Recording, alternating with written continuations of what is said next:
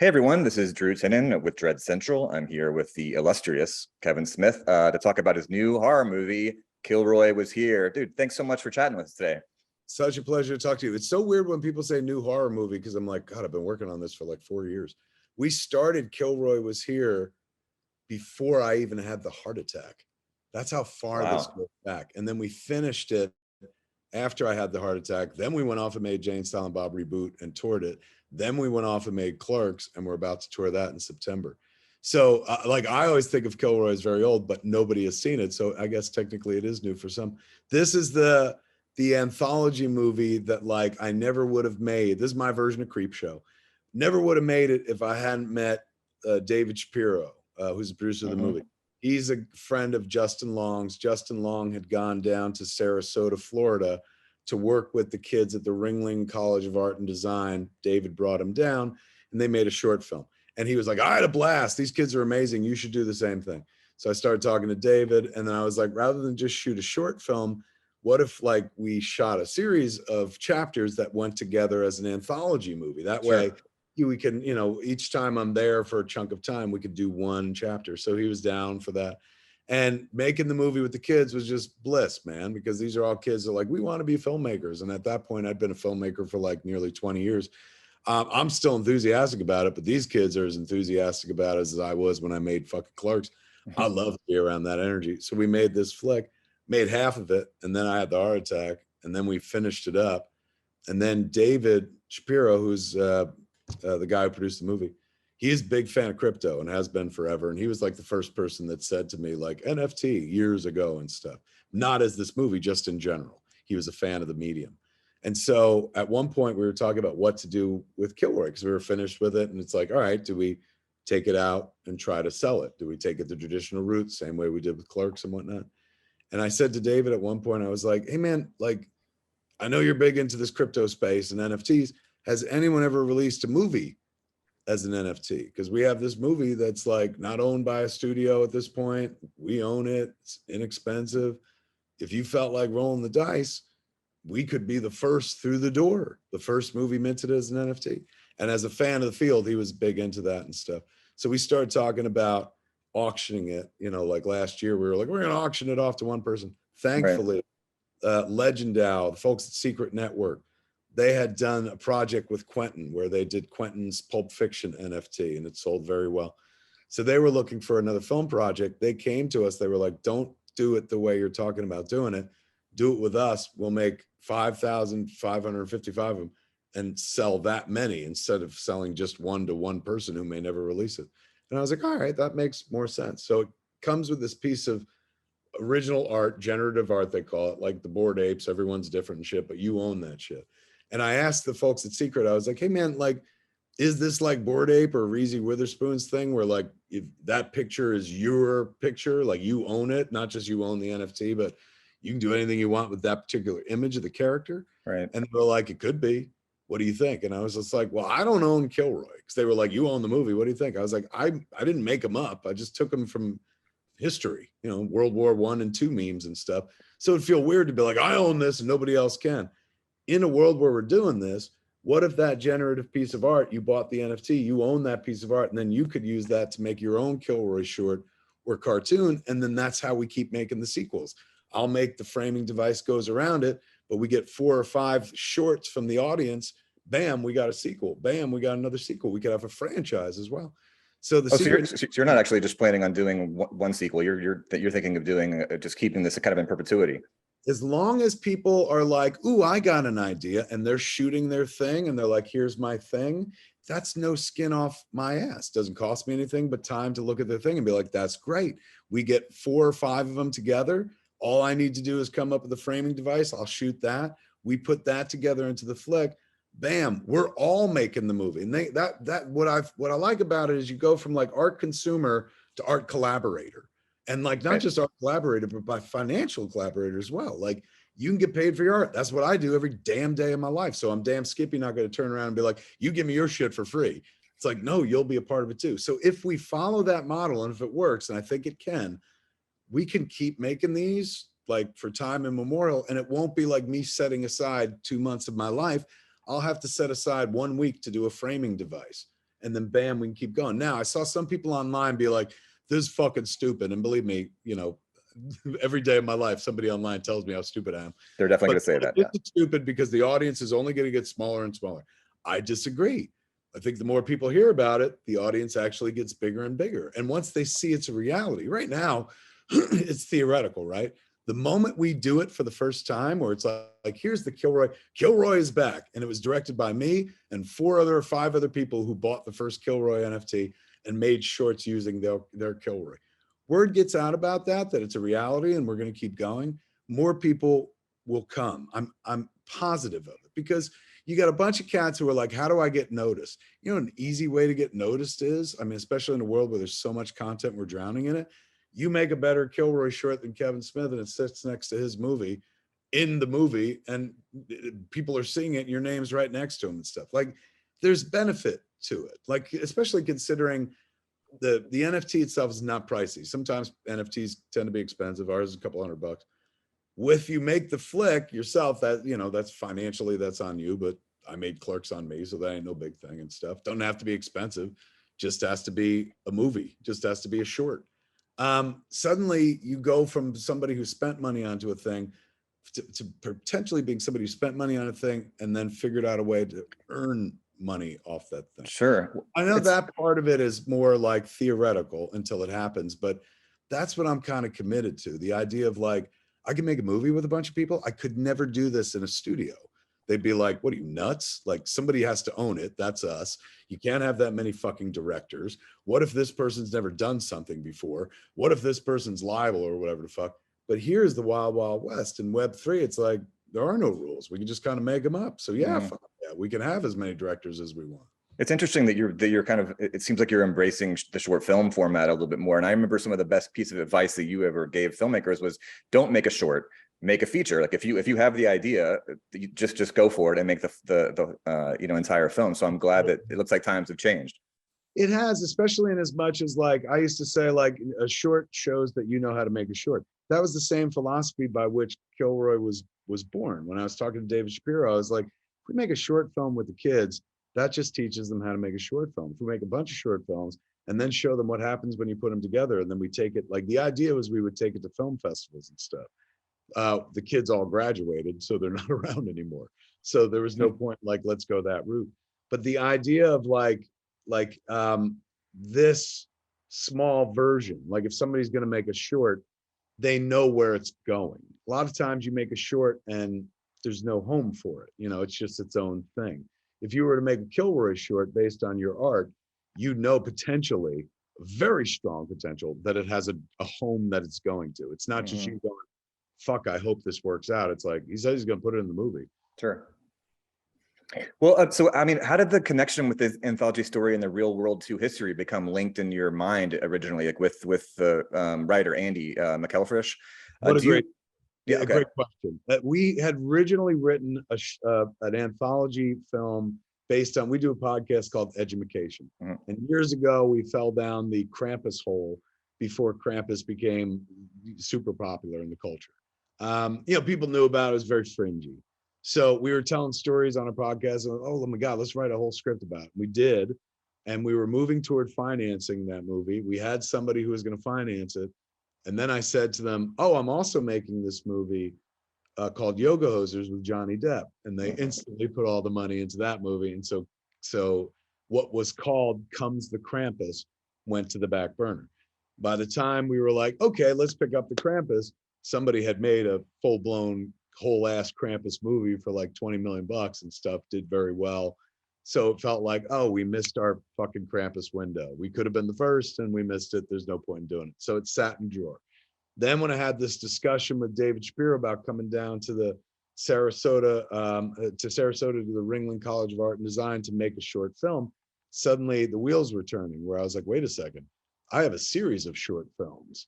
And they're good. We just, you know, we're going to make them because of Kilroy. So I hit up Andy and I was like, there's this thing we could do where we could actually make Krampus, but it wouldn't be Krampus. And he was like, I was like, if we did a new draft, I was like, to be honest, Christmas didn't really have much to do with our stories. And the Krampus was just kind of a figure of evil.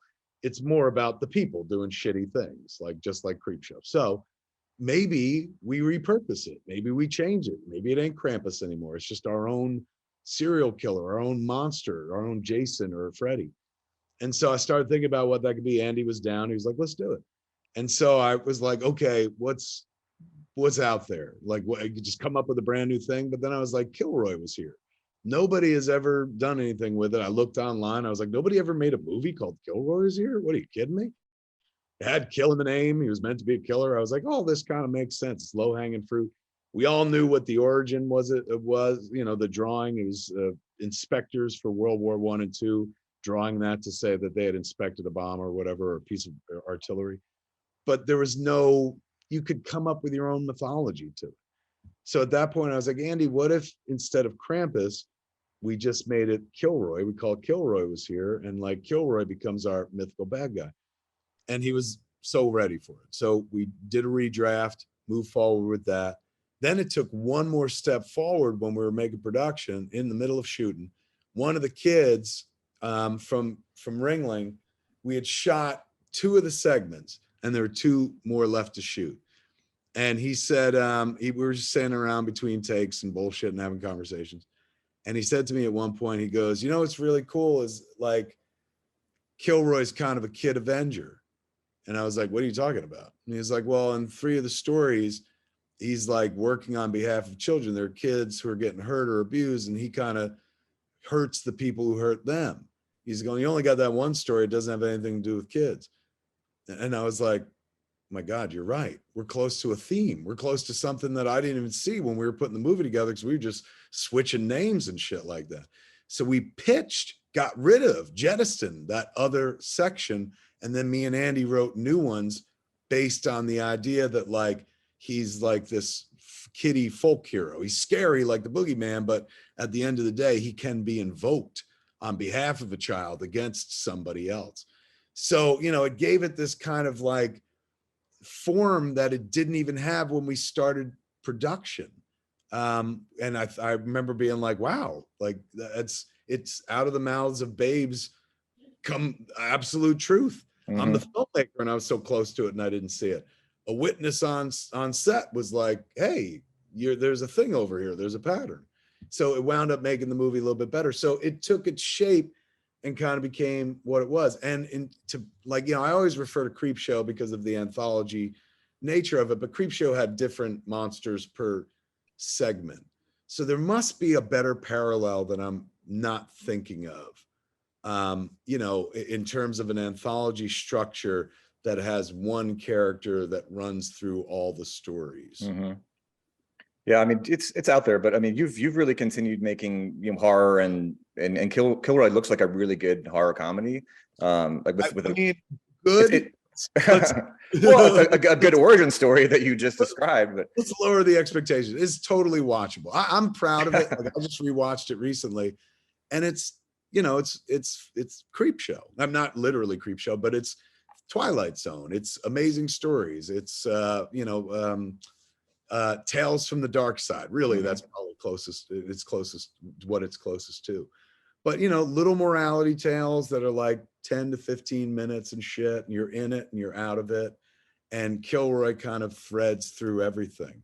I had a blast doing it. I'm sure a modern audience will be like, this sucks. But anybody who grew up in the 70s and 80s will be like, oh, I know exactly what he's going for. I think I know what he's doing here. Yeah, and any horror fan too, I mean, is gonna like the kills, and it looks pretty gory. I mean, do you think you've come up with a kill in this that hasn't been done before or that you haven't seen before? No, I'm not that original. Let me think. Let me think if there's any kill. I mean, there's one, but it's not even like the goriest of kills. But luckily we had Kurtzman with us, Robert Kurtzman. Of course. So we knew we had effects. You know, we knew we were able to do some pretty good kills. Like at one point, my kid gets a fucking machete into her face. That was pretty fun, like especially for her to do. Yeah, and like old school Tom Savini style too. You know, very, very, and it was the pull away. You know, it just starts here and then it's a reverse shot.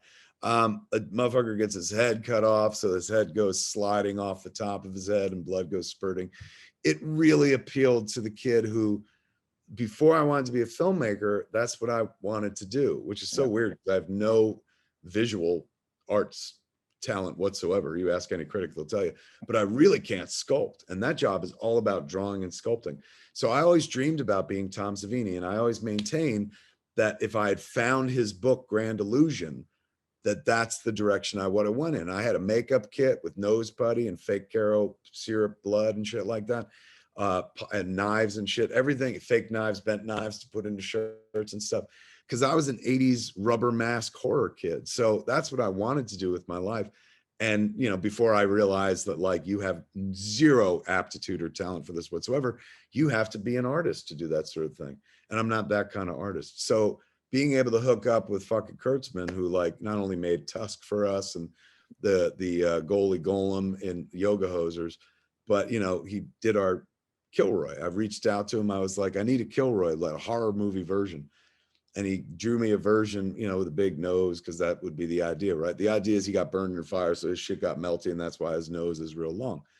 So Kurtzman sends me a drawing that's like, you know, a dude with a pretty long nose. And I was like, I don't know, Bob, I feel like, you know, based on the drawing of Kilroy, where he's like doing this shit with his fingers, his nose over, the nose should be longer. And he's like, it's going to look like a dick. And I was like, you are the man who made Marky Mark's Dick and Boogie Nights. I'm talking to the right craftsman. So he went for an even longer dickish kind of fucking nose as well. There's a lot of rubber love in this movie. Very little CG. There's a CG alligator that Dante built for us, our guy Dante, and it's beautiful. But everything else is pretty much rubber and you know, fucking mechanical effects. It just appealed to me. A, it was cheaper, let's be honest. And B, it just like appealed to me as a kid who grew up watching that stuff. There was a time where, you know, I didn't need CG to convince me, you know, even though I could sit there and watch a fucking 80s horror movie and be like, that's fake. You still fucking go for the ride in the moment. There's that contract, that unspoken verbal, non-verbal contract between you and the filmmaker where you're like, yeah, that's rubber, but I don't give a shit. Right now, that's real. So I was happy to play that way as well. Yeah, you know it's in camera, which is great. But yeah, I would have guessed that maybe the first time you worked with Kurtzman was maybe Dogma. But yeah, I guess it was a little bit after that, right? It was, yeah, the first time I worked with Kurtzman was on Tusk. I reached out somebody who was a David Greathouse, who was a producer on the movie. He had just worked with Bob on a low budget film. And he's like, well, if you're doing special effects, you know, what about Robert Kurtzman? I was like, from KNB? He goes, yeah, I just worked with him on something. So I remember I sent him an email and I was a huge fan. Like, obviously I know all your work and stuff like that. I've watched many behind the scenes about you and the group and whatnot. I said, what I'm looking for is like, this is the movie. It's about a guy who takes another guy and turns him into a walrus and stuff. And he wrote back very simply. He goes, Frankenstein walrus. I get it. And then he sent me a drawing of literally what Tusk looks like today. So I hadn't worked with him. I worked with Vince Guastini on Dogma. He did, you know, Metatron and the Wings and the Shit Monster. That's right. So I've definitely worked in rubber before, but this is the first time working with the great Robert Kurtzman. Yeah, I mean, this obviously KMBs goes back a long way to the 90s. And you mentioned Tarantino earlier. I mean, and both of you, you know, came up together. Have the two of you talked about the potential of a blockchain and your filmographies, or are you both just letting the so-called experts handle that stuff? He plays kind of a role in where we eventually wound up with Kilroy, because the group that took Kilroy from us, they're the ones minting it, Secret Network and Legendale. They had been in business with Kilroy when they sold the, not with Kilroy, with Quentin, when they sold the Pulp Fiction NFT that I think he's still kind of dealing with court things about or whatnot. In a landmark case about who owns the script, like, so to speak. So they had done this cool deal with Quentin selling this Pulp Fiction NFT, the script NFT. And Secret was like, all right, like, we've got a theme. We work with filmmakers. Who else is out there? And suddenly there we were. So they reached out to us. They were like, don't do what you're thinking about doing. Do it with us instead. So Quentin paved the way for me in a little bit. He wasn't like, hey, you should talk to Kevin Smith. But because they worked with him and that collaboration went so successfully, they wanted to keep it in the world of film. I have not had a chance to talk to him. It's not like I see him all the time, although he lives like not too far from here. But the last time I saw him was at the premiere for Once Upon a Time in Hollywood, because my daughter Harley was in the movie, so I got to go Right. to the. But I haven't spoken to him about it yet. But if I did, I would be like, hey man, thank God you did that deal with those secret people, because I did a different deal with the secret people and it really worked out for me. He opened doors, kind of like he did unintentionally back in the day when I saw Reservoir Dogs and they were sitting around doing Madonna lyrics, you know, to Like a Virgin, and dissecting the lyrics. And that was the opening dialogue of that movie. I was like, this counts. You can just talk about other shit now. Like fucking, then I'm going to talk about the shit. Me and my friends sit around and talk about movies. That's what I'm going to do when I write movies. And I get to write about Star Wars and Clerks and have them dissect the, you know, the movie because Quentin did it in Reservoir Dogs. I saw somebody else do something similar. I was like, well, I'm going to do my version of that. So he's always been, you know, before me, above me. We all know that. But he's always made my career a little bit more possible, or a little bit more conceivable, at least for me. Unlike him, he saw himself and still sees himself as a filmmaker. I always see myself as a fan who got to make a movie.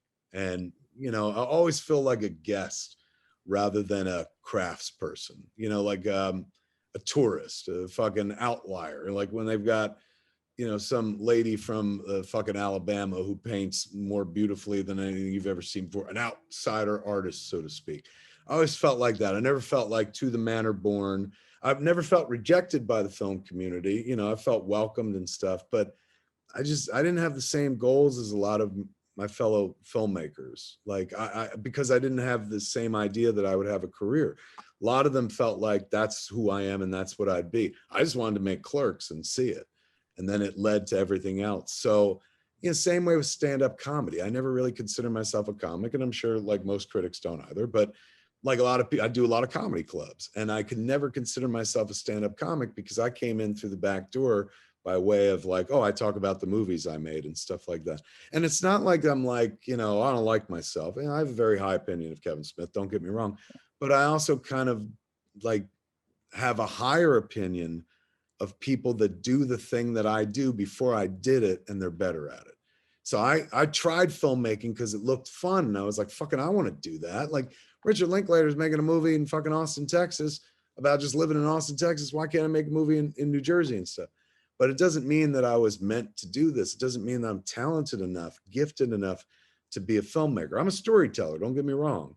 But filmmaking, I'm always holding on by my fingernails and shit. I compare it often to like, you know, knowing 4 years of high school Spanish and then trying to pass as a Spaniard in Spain, you know, where I'm like, yo trabajo. Like film is not my first language. Storytelling is. Obviously I could sit here and talk till I'm blue in the face, but doing it with pictures is like me punching through water. It's just a layer of difficulty. So I can fully accept that like I'm not as good as those that do the job that made me want to do the job in the first place.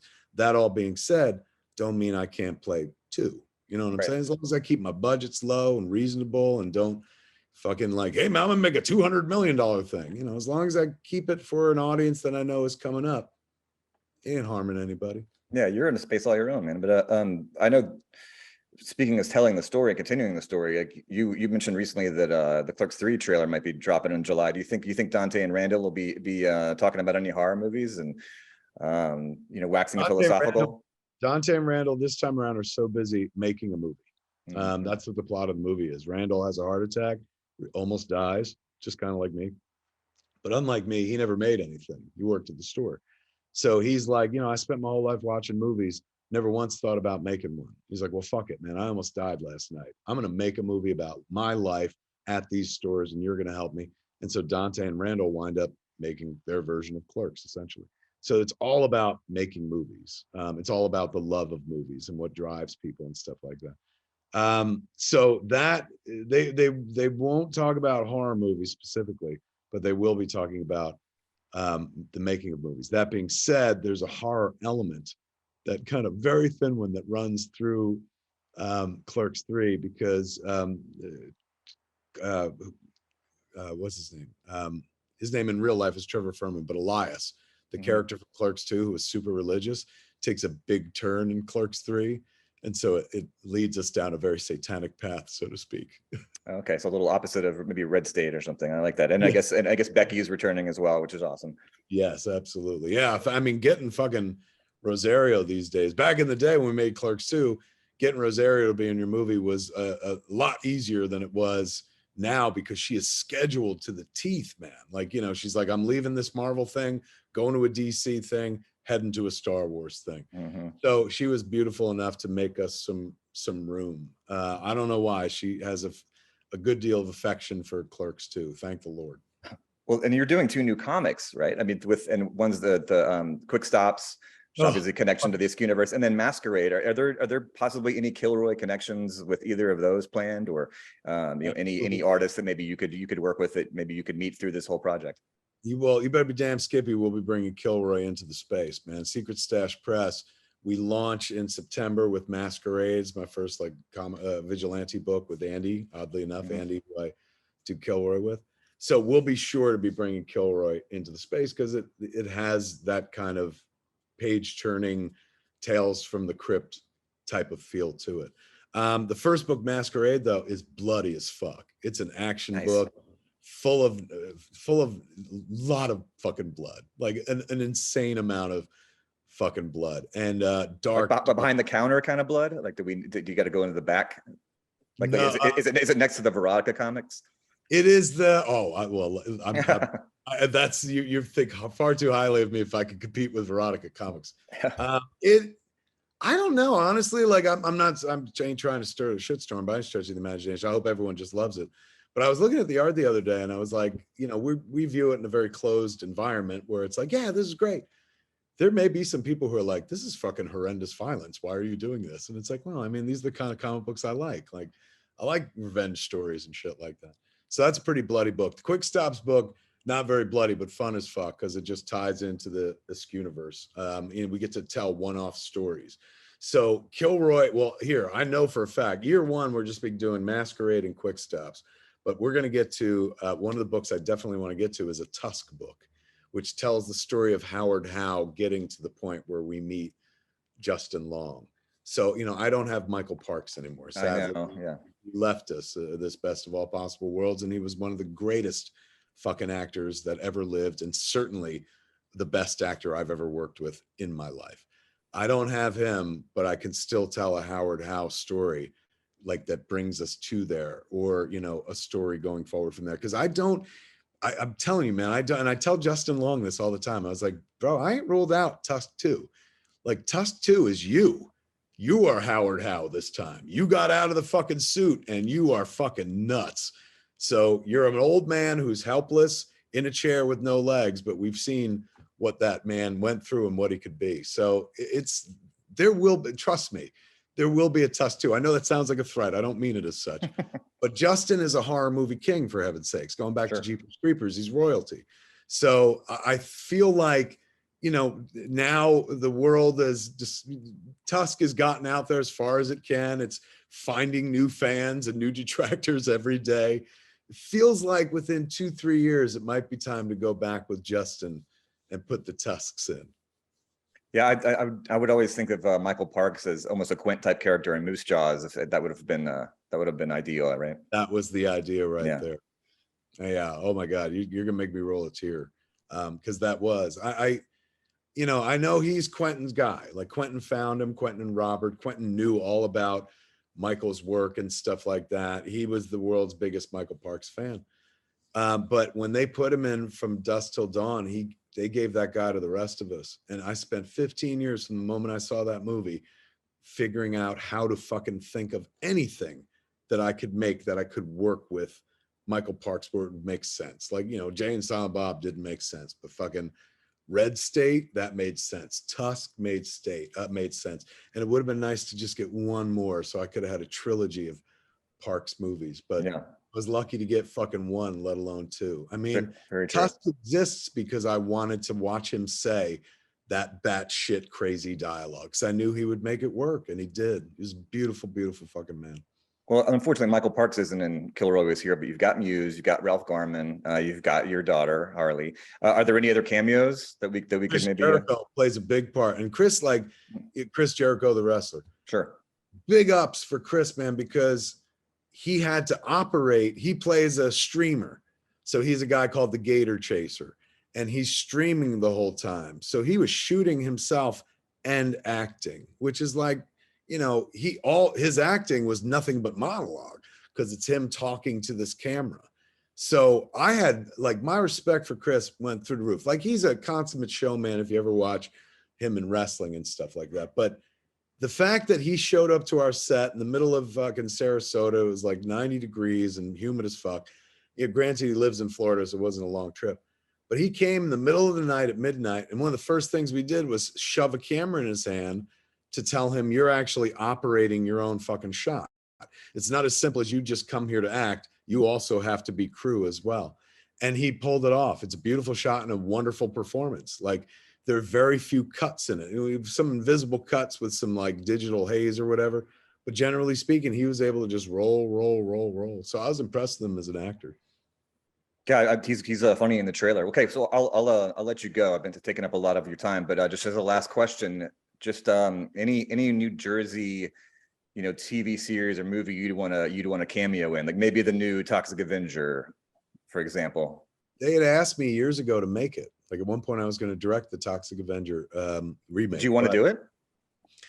I did for a minute, but they were talking like a $30 million budget, and I was like, "You guys don't get what's charming about original." Like that just felt like anathema to me. It'd be like making Clerks for $30 million. So it wasn't like, you know, you're wrong and I'm right. I was just like, you guys have a different vision for this than I have. They want to make it Spider-Man, which is like, God bless. I hope it becomes that.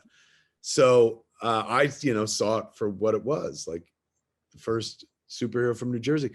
That I remember watching a piece about Lloyd Kaufman on the Eyewitness News when I was a kid. And it was one of those like, Hollywood in New Jersey? That's right. You know, welcome to Trauma Studios and stuff. And so he was an early influence. It was a guy who was like making movies outside, way outside the system. And we heard of them. Like, and this Toxic Avenger was famous and huge and was made obviously with no money and stuff. So that movie has been in my creative DNA, even if I don't make stories like that, has been in my creative DNA forever, because like Lloyd, I was like, how do you figure out this film thing for like no money? So when they were talking about like, we're going to make a $30 million version of this, I was like, you should, but I'm not your guy. When I think of Toxic Avenger, I just think of a very inexpensive movie. Like that's the charm, but they're obviously more visionary. And I've seen what they want to do, and I get it. Like it makes sense. It just wasn't something that I thought I could help with by any stretch of the imagination. That's understandable. Well, unfortunately, you didn't get to make that, but you've made a lot of great stuff. Thank you for making all the fantastic things you've made, and good luck with the film, sir. You absolutely rock. But to answer the question though, I know it ain't shot in Jersey, but that Ms. Marvel show is set in Jersey City. Right. And there's a convenience store in it. And every time I watch an episode, I'm like, I know you're all in Atlanta, but like, I'll fly. Yeah, make the call. I guess great answer. In my mind, I think they like care about me more than they obviously probably do. Like in my mind, I'm like, why aren't they calling me? And in their minds, they're like, why would we ever call you? Right. You need to get the number. Yes, that's true. That's true. I need a better connect. Totally. All right. Thank you so much. Absolutely. Appreciate it, Kevin. Thank you for your time, man.